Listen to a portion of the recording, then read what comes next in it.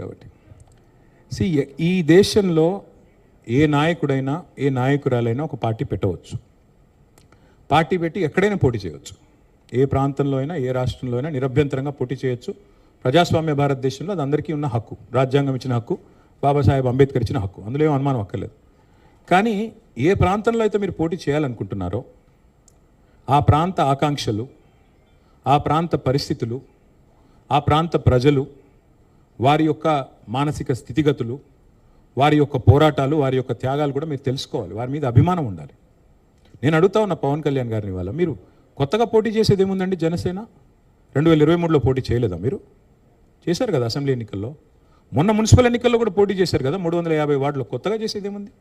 And ఇంకోటి, మిమ్మల్ని ఎవరు ఆపుతున్నారు? 2018లో చంద్రబాబు నాయుడు గారు వచ్చారు, పోటీ చేశారు. 23లో మీరు పోటీ చేశారు. పోటీ చేయండి, ఎవరు వద్దంటున్నారు. కానీ మీరు ఇక్కడికి వచ్చి మాట్లాడేటప్పుడు ఇదేదో ఆషామాషిగా ఏర్పడ్డ రాష్ట్రం కాదు, ఇదేదో అనాయాసంగా వచ్చిన రాష్ట్రం కాదు. వేల మంది బలిదానాలతో, రక్తంతో తడిసిన నేల ఇది తెలంగాణ. కాబట్టి ఇక్కడికి వచ్చినప్పుడు 1-2 సార్లు ఆలోచించుకొని మాట్లాడాలి. నేను ఒక మాట అన్నారు, ఆయన అడ్డుకుంటున్నారు. ఎవరు అడ్డుకుంటున్నారు మిమ్మల్ని? ఏదో ఊహాజనితమైన ఒక ప్రపంచం సృష్టించుకొని ఎవరు అడ్డుకున్నారు మిమ్మల్ని? 2018లో పోటీ చేస్తే అడ్డుకోలేదు, 23లో పోటీ చేస్తే అడ్డుకోలేదు, ప్రజలు అడ్డుకున్నారు. మేమేం చేస్తాం దానికి? ఒకటి మాత్రం పక్కా, పవన్ కళ్యాణ్ గారైనా ఎవరైనా సరే తెలంగాణ ఆవిర్భావ దినోత్సవం రోజు వచ్చి ఇక్కడ మేము సభ పెడతాం. అది కూడా గతంలో నేను తెలంగాణ ఏర్పడ్డప్పుడు నాకు ఆ విభజించిన పద్ధతి నచ్చలేదు. ఒక ఆయన అంటాడు తల్లిని చంపి బిడ్డను బతికించారంటాడు, ఇంకొక ఆయన విభజించిన పద్ధతి నచ్చలేదు అంటాడు. ఇవన్నీ ఏంటంటే తెలుగు హైదరాబాదీ అల్ఫాజ్ మే బోల్నా అయితే గుమా ఫిరాకే బోల్నా బోల్తే ఇసుకో. నాకు ఇష్టం లేదు తెలంగాణ ఏర్పడని సీదా సీదా చెప్పక ఉల్టా పుల్టా మాటలు ఎందుకు? ఇది బాగలేదు, అది బాగలేదు. మరి నువ్వు అది బాగలేక ఇది బాగలేక 11 రోజులు అన్నం తినకుండా ఉంటే మళ్ళీ తెలంగాణ ఆవిర్భావ దినోత్సవం రోజు మీటింగ్ పెట్టాల్సిన అవసరం ఏముంది? సరే మీటింగ్ పెడదాం అనుకున్నావు, అడ్డుకున్నది ఎవరు? కాంగ్రెస్ ప్రభుత్వం. ఏమైనా అనాలనుకుంటే వాళ్ళని అనాలా? కాబట్టి పవన్ కళ్యాణ్ గారైనా ఎవరైనా ఈ దేశంలో ఎక్కడైనా పోటీ చేయొచ్చు, మాకు అభ్యంతరం లేదు. పోటీ చేశారు కూడా కదా మీరు. 2023 మేబీ ఆ బోత్ కరే మీ అయ్యే జాగీరా. నేను ఒకటి మాత్రం పవన్ కళ్యాణ్ గారు గుర్తుపెట్టుకోవాలి, తెలంగాణ ఖచ్చితంగా తెలంగాణ భూమిపుత్రుల జాగీరు. తెలంగాణ భూమిపుత్రుల జాగీరే తెలంగాణ. ఇందులో ఎవరికి అనుమానం కూడా అక్కర్లేదు. 100% ఈ నేల కోసం కష్టపడ్డ వాళ్ళు, ఈ నేల కోసం పోరాటాలు చేసిన వాళ్ళు, ఈ నేల కోసం త్యాగాలు చేసిన వాళ్ళు, నెత్తురుతో తడిచిన నేల ఇది. ముమ్మాటికి తెలంగాణ ఈ భూమిపుత్రులు, ఇక్కడున్న 4 కోట్ల మంది జాగీర్ ఇది. కానీ మీరు రండి, ఇక్కడే ఉండండి, మీ కుటుంబాలు ఇక్కడే ఉన్నాయి, మీ వ్యాపారాలు ఇక్కడ ఉండండి, ఎవరొద్దన్నారు? 10-12 ఏళ్లలో ఎక్కడైనా చిన్న సమస్య వచ్చిందండి? నేను అడుగుతా ఉన్నా, మా దృక్పథం ఎట్లాంటిది అంటే, వైజాగ్ స్టీల్ ప్లాంట్ను ప్రైవేటీకరిస్తున్నారు మోడీ ప్రభుత్వం అంటే మేము మద్దతు పలికాం.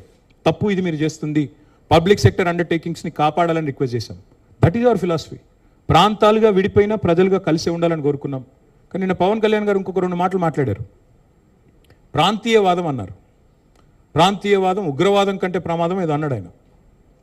నేను వారికి గుర్తు చేస్తా ఉన్నా, ప్రాంతీయవాదం అంటే మరి పొట్టి శ్రీరాములు గారు 58 రోజుల పాటు ఆత్మ బలిదానం చేసుకున్నారే, పోరాటం చేసి మద్రాస్ ప్రెసిడెన్సీ నుంచి వేర్పడి తెలుగు రాష్ట్రం కావాలి, లింగ్విస్టిక్ బేసిస్గా రాష్ట్రాలు ఏర్పడాలి అనే ఒక ఆకాంక్షతో వారు ఏదైతే పోరాటం చేశారో, లింగ్విస్టిక్ బేసిస్కి వారికి సంబంధం లేదు, మద్రాస్ నుంచి ఆంధ్ర రాష్ట్రం వేరుపడాలని పొట్టి శ్రీరాములు గారు 58 రోజులు నిరాహార దీక్ష చేశారు. అది కూడా ప్రాంతీయవాదం అంటారా? ప్రాంతీయవాదం అంటే నేను ఇంకో ప్రశ్న అడుగుతా ఉన్నా పవన్ కళ్యాణ్ గారిని. మోడీ గారు ఇవాళ ఆయన ప్రాంతం మీద అభిమానంతో, ప్రాంతీయవాదంతో తెలంగాణకు వచ్చిన ఇండస్ట్రీలను కొట్టుకొని పోతా ఉన్నాడు.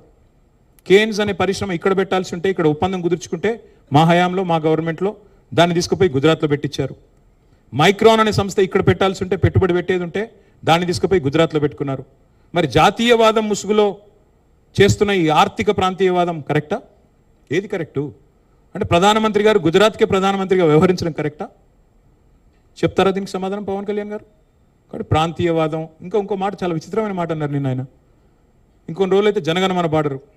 మాకు జనగణమన మాకు నేర్పించాల్సింది ఏం లేదు. దేశభక్తి గురించి మాకు పవన్ కళ్యాణ్ గారి దగ్గర పాఠాలు నేర్చుకోవాల్సిన అవసరం లేదు.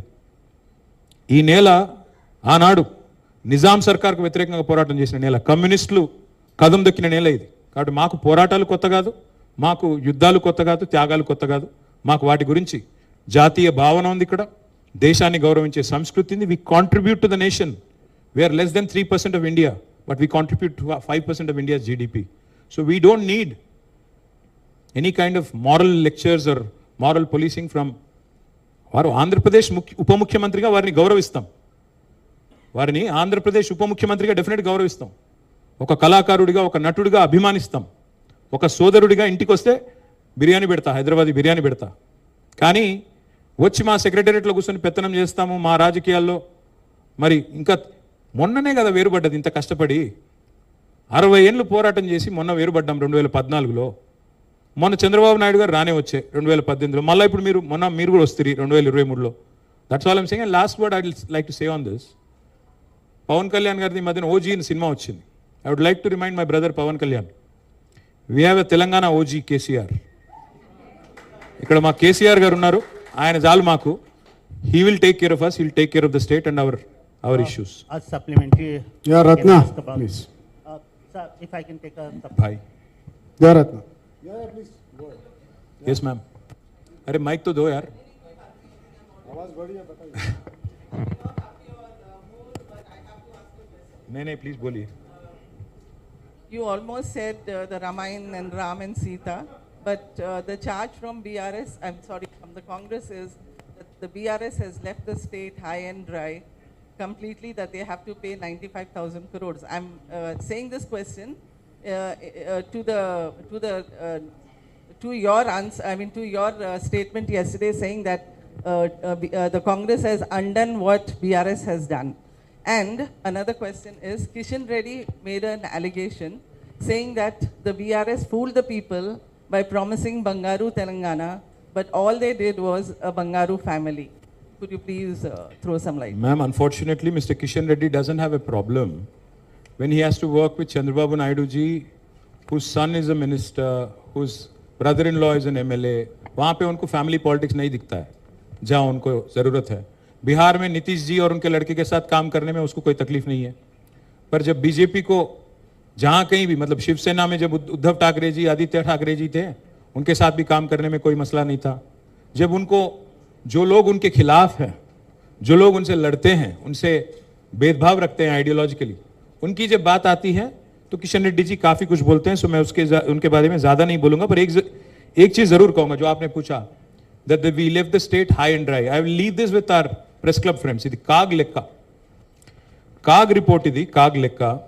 ప్రతి నెల మిత్తి ఎంత కడుతున్నది మన తెలంగాణ ప్రభుత్వం. ఇది 2025-26 ఈ ఫైనాన్షియల్ ఇయర్కి సంబంధించిన లెక్క. ఏప్రిల్లో కట్టింది 2260 crores, 2260 కోట్లు. జూన్లో కట్టింది, నేను చెప్పేది 25 ఏప్రిల్ లాస్ట్ ఇయర్. తర్వాత మే 2025 1905 crores, 1905 కోట్ల 60 లక్షలు. జూన్లో 2600 కోట్లు. జూలైలో 2582 కోట్లు. ఆగస్ట్ 2025లో 2091 కోట్లు.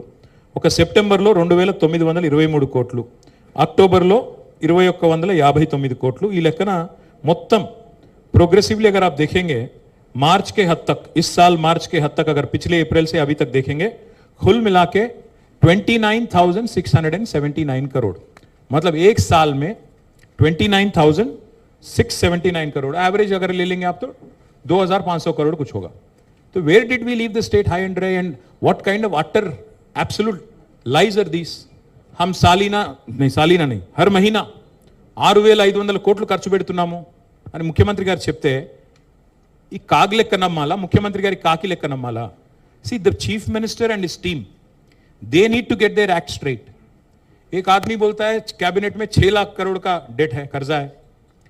8 लाख करोड़ बोल के कोई और बोलता है, 10 लाख करोड़ बोल के कोई और बोलता है. बट पार्लियामेंट में केंद्र सरकार बोल रही है कि सिर्फ केसीआर गवर्नमेंट ने 2,80,000 करोड़ का कर्जा किया. आप आरबीआई की बात मानेंगे कि रेवंत रेड्डी की बात मानेंगे, आप तय कर लीजिएगा. Thank you.